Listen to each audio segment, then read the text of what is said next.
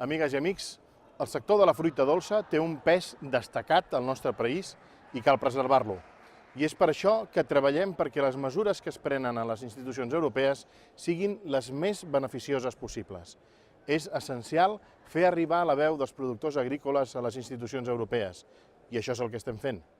La darrera acció que hem dut a terme ha estat fer arribar la nostra preocupació a la Comissió Europea per la suavització de les mesures per controlar les importacions de cítrics i específicament com això podia afectar els tractaments per evitar el contagi a la Unió Europea de plagues que provenen de països tercers.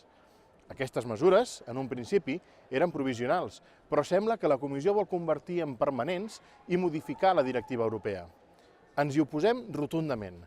Per això, en el ple d'aquesta setmana hem reclamat mesures més estrictes per frenar la introducció de noves plagues vegetals i imposar més inspeccions, així com millorar la seva traçabilitat i tractaments de fred per matar les larves.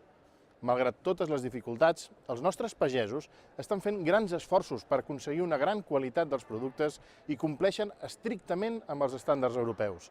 Per això, no podem donar suport a suavitzar els controls dels productes importats, fet que podria comportar greus perjudicis en cas de contagi a les plantacions europees.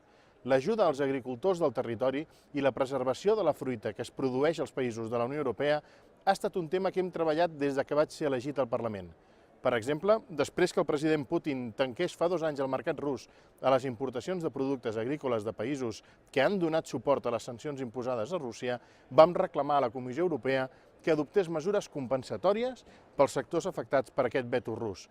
També vam demanar facilitar l'accés als nous mercats als productors de fruita dolça i vam insistir en la necessitat d'activar automàticament ajuts pel sector agrícola en casos de crisi.